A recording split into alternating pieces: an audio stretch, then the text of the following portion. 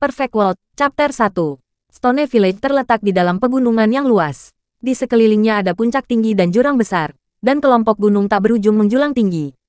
Sinar matahari melewati awan yang diwarnai, dan memancarkan cahaya keemasan saat orang-orang mandi dengan hangat di dalamnya. Puluhan anak berkumpul dalam satu kelompok, dan usia bervariasi dari 4 tahun hingga mereka yang berusia di atas 10 tahun. Mereka menghadapi sinar matahari di halaman kosong di depan desa, dan melatih tubuh mereka dengan suara haf dan ha. Wajah-wajah kecil yang muda dan lembut semuanya serius. Anak-anak yang lebih besar mengeluarkan kekuatan seperti harimau, sedangkan yang lebih muda masih berlatih dengan bentuk dan gaya yang bagus. Seorang pria parubaya dengan tubuh tegap seperti harimau atau macan tutul mengenakan pakaian yang terbuat dari binatang.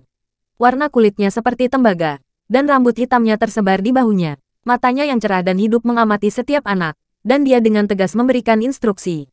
Ketika matahari terbit, semua makhluk hidup mulai bergerak, dan udara kehidupan adalah yang paling kuat pada saat itu. Meskipun kita tidak dapat mengambil sinar matahari sebagai makanan dan makan udara seperti dalam legenda, masih ada manfaat besar dengan melatih diri sendiri sambil menghadapi matahari karena dapat mengisi tubuh dengan energi. Rencana sehari tergantung pada pagi hari. Setiap hari, bangun pagi, dan bekerja keras. Perkuat otot, tendon, tulang, dan peredaran darah Anda. Anda harus melakukan itu untuk bertahan hidup di pegunungan yang luas ini. Pria parubaya yang berdiri di depan dan menginstruksikan kelompok anak-anak itu memiliki wajah yang tegas. Dia dengan serius memperingatkan, lalu berteriak, "Apakah kamu mengerti?" "Kami mengerti." Kelompok anak-anak memiliki banyak vitalitas saat mereka menjawab dengan keras. Ada banyak penampakan bentuk kehidupan prasejarah di dalam pegunungan. Kadang-kadang, sayap besar yang menutupi langit akan melintas dan membuat bayangan raksasa di tanah. Ada juga beberapa binatang buas yang berdiri di puncak gunung, melolong setelah menelan bulan. Tentu saja, berbagai jenis serangga beracun yang bergerak tidak dapat dilupakan, karena mereka juga sangat menakutkan. Memahami, si kecil, yang jelas-jelas terganggu dan setengah berdetak lebih lambat, berteriak kekanak-kanakan. Itu adalah anak yang sangat muda, kira-kira berusia 1 atau 2 tahun. Setelah belajar berjalan selama beberapa bulan, dia sudah mulai berlatih dengan orang lain. Jelas, dia pergi sendiri dan bercampur dengan anak-anak yang lebih tua, dan jelas tidak seharusnya muncul dalam kelompok itu. Haf haf hahaha, pria kecil itu mengeluarkan suara dari mulutnya, dan tangan kecilnya yang lembut mencoba yang terbaik untuk melambai. Dia mencoba meniru gerakan anak-anak yang lebih tua, tetapi dia terlalu kecil dan muda. Gerakannya miring dan memutar, dan langkahnya tidak stabil saat dia terhuyung-huyung. Selain itu, ada noda susu berwarna putih di sudut mulutnya, membuatnya tampak sangat bodoh. Sekelompok anak yang lebih besar sedang menatapnya, dan mereka semua menggerakkan alis dan mata mereka, menyebabkan suasana latihan pagi yang awalnya ketat menjadi rileks. Pria kecil itu cukup cantik dengan kulitnya yang putih dan lembut serta matanya yang besar dan hitam berputar. Seluruh tubuhnya tampak seperti boneka porselen, membuatnya terlihat sangat imut. Gerakannya yang mudah dan lembut serta suara yiyiyaya yang keluar dari mulutnya membuatnya tampak menyenangkan dan naif. Di sebidang tanah lain, beberapa orang tua yang duduk bersila di atas batu besar sambil bernapas masuk dan keluar juga mengungkapkan senyuman. Bahkan laki-laki dewasa yang tegap dan setengah telanjang dengan otot-otot berkilau juga melihat ke atas sambil tersenyum. Mereka adalah orang-orang terkuat di desa, dan mereka juga kekuatan terpenting yang memburu dan menjaga desa. Mereka juga sedang berlatih. Seseorang memegang tongkat tulang besar dari kerangka binatang besar yang tidak diketahui, dan ada juga orang lain yang memegang pedang lebar berwarna hitam dari logam. Dia dengan kuat melambaikannya, dan suara yang tercipta dari angin seperti guntur. Lingkungan hidup mereka sangat buruk, dan karena ada berbagai banjir, binatang buas, serangga beracun, dan kesulitan dalam mengumpulkan makanan untuk bertahan hidup, banyak pejantan mati di hutan belantara bahkan sebelum mereka dewasa. Jika seseorang ingin hidup, mereka hanya bisa memperkuat diri dan bekerja keras di pagi hari. Tidak peduli apakah itu orang dewasa, atau orang tua, atau anak-anak, itu adalah kebiasaan yang terbentuk sejak mereka masih muda. Konsentrat, pria parubaya yang bertanggung jawab untuk mengawasi dan menginstruksikan pelatihan anak-anak berteriak keras. Sekelompok anak-anak buru-buru kembali serius, dan mereka terus berlatih di bawah sinar matahari pagi yang lembut dan menyilaukan. Iya, lelah. Pria kecil itu menghela napas, lalu dia duduk di tanah saat dia melihat pelatihan anak-anak yang lebih besar.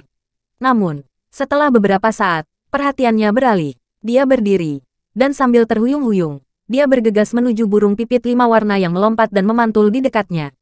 Pada akhirnya, itu tidak berjalan dengan baik. Dia jatuh di pantatnya beberapa kali, tetapi dia tidak menangis. Saat dia terengah-engah, dia naik kembali untuk mengejar lagi dengan hamas dan mendesah. Oke, Berhenti. Setelah teriakan keras, setiap anak bersorak untuk sementara waktu. Mereka memijat tangan dan kaki mereka yang sakit. Lalu sambil berteriak, mereka berpisah dan bergegas menuju rumah masing-masing untuk sarapan. Semua penduduk desa yang lebih tua tersenyum ketika mereka turun dari bebatuan besar. Adapun orang dewasa yang berbadan tegap seperti harimau, mereka juga tertawa dan beberapa dari mereka mengikuti anak-anak mereka sendiri kembali ke rumah sambil memegang tongkat tulang dan pedang lebar mereka. Desa batu tidak terlalu besar. Ada sekitar 300 orang jika Anda menambahkan laki-laki dan perempuan tua dan muda. Rumah-rumah itu terbuat dari batu-batu besar dan sederhana dan alami. Di depan desa, ada pohon besar yang disambar petir dan berdiameter sekitar belasan meter. Pada saat itu, cahaya dari satu-satunya cabang willow yang tersisa di pohon itu sudah disembunyikan oleh sinar matahari pagi, dan itu menjadi sangat biasa. Oh, Anda memiliki daging naga kotoran. Berikan aku beberapa. Petik 2. Beberapa anak hidup dan gelisah. Dan saat mereka makan, mereka tidak memiliki banyak etika. Banyak dari mereka keluar dari rumah untuk berkumpul bersama sambil memeluk mangkuk tembikar mereka. Rumput dan pohon tumbuh subur di sekitar desa batu. Dan meskipun ada banyak binatang buas, mereka memiliki penjaga yang melindungi mereka dari gunung besar. Jumlah makanan tidak terlalu banyak untuk penduduk desa. Mereka hanya memiliki beberapa roti gandum kasar, buah-buahan liar, dan daging langka di mangkuk anak-anak. Faktanya, makanan yang tidak mencukupi selalu menjadi masalah yang sangat serius bagi desa batu. Pegunungan sangat berbahaya, dan binatang buas yang tidak normal serta burung yang ganas terlalu kuat dan menakutkan. Setiap kali mereka pergi berburu, ada kemungkinan seseorang akan kehilangan nyawanya. Jika ada pilihan, penduduk desa tidak akan rela masuk gunung, karena masuk gunung menuntut darah dan pengorbanan. Bagi mereka, makanan selalu sangat berharga, dan pemborosan tidak diperbolehkan. Setiap anak diajari itu sejak mereka masih kecil. Kelaparan, makanan, memburu, kehidupan, darah, mereka semua saling berhubungan. Halaman kepala lama, si satu Yunfeng, terletak di depan desa. Itu disatukan oleh batu-batu besar, lalu dikencangkan dengan kayu willow besar yang dibakar. Di dalam halaman dan di depan dapur, cairan berwarna putih di dalam pot tembikar mendidih. Aroma susu menerkam hidung seseorang, dan si kecil saat ini sedang merebus susu dari binatang buas. Selain itu, kadang-kadang, dia memasukkan beberapa ramuan medis dan perlahan mengaduknya dengan sendok kayu. Setelah beberapa saat, lelaki tua itu berteriak, "Si kecil, datang dan makan." Si kecil kehilangan orang tuanya ketika dia berusia setengah tahun. Jadi dia tumbuh dengan meminum susu binatang. Pada saat itu, dia sudah berusia 1 tahun beberapa bulan.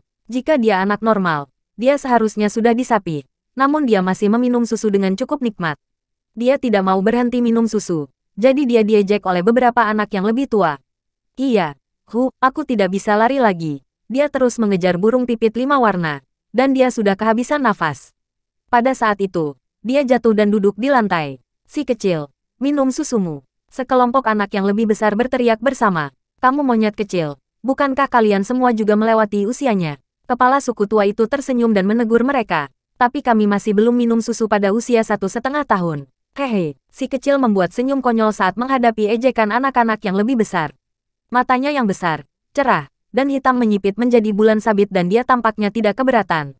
Dia duduk di depan panci dan menyendok dengan sendok kayu, minum susu dengan cukup menyenangkan. Setelah sarapan, beberapa orang tua yang sangat tua di desa berkumpul di halaman kepala, si Yunfeng. Meskipun rambut mereka semua telah memutih, mereka masih sangat kuat. Ada yang salah baru-baru ini. Larut malam, makhluk raksasa lewat dan menciptakan gangguan besar. Sesuatu pasti telah terjadi jauh di dalam pegunungan. Saya terbangun dari tidur saya beberapa kali tadi malam, dan kulit serta tulang saya terasa dingin. Tidak diragukan lagi, beberapa binatang buas atau serangga besar pasti telah lewat. Beberapa orang tua berbicara satu demi satu. Mereka mengerutkan kening atau dalam perenungan yang mendalam. Mereka membahas beberapa petunjuk bahaya baru-baru ini, dan mereka merasa bahwa sesuatu yang berbeda terjadi. Saya merasa bahwa di hutan belantara yang dalam, sesuatu yang mengesankan pasti telah muncul untuk menarik perhatian daerah sekitarnya atau sisa-sisa kuno. Jadi semuanya dengan cepat pergi, kata kepala si Yunfeng setelah berpikir. Harta karun gunung tidak akan munculkan. Orang tua lainnya langsung melebarkan matanya. Rambut dan janggutnya berdiri, dan dia mengungkapkan keterkejutannya. Yang lain juga mengekspresikan ekspresi yang tidak biasa dan tatapan mereka membara. Namun, mereka dengan cepat memadamkan api di mata mereka. Hal-hal seperti itu bukanlah sesuatu yang bisa mereka dapatkan. Tidak ada yang akan memasuki bagian terdalam dari pegunungan yang jauh. Selama bertahun-tahun, tidak ada satu orang pun yang bisa bertahan hidup setelah memasuki tempat seperti itu. Segala macam hal yang kuat muncul di pegunungan. Dan bahkan jika setiap orang di Stone Village masuk bersama, mereka tidak akan bisa mencapai apapun. Kepala, kita belum memasuki gunung dalam beberapa hari. Tepat pada saat itu, seorang pria dewasa yang kuat berjalan ke halaman. Dia adalah pemimpin tim pemburu, dan dia juga ketua yang akan melayani desa batu selanjutnya. Akhir-akhir ini tidak terlalu damai. Kepala si Yunfeng mengerutkan alisnya. Tapi benar-benar tidak banyak makanan yang tersisa, kata Silin.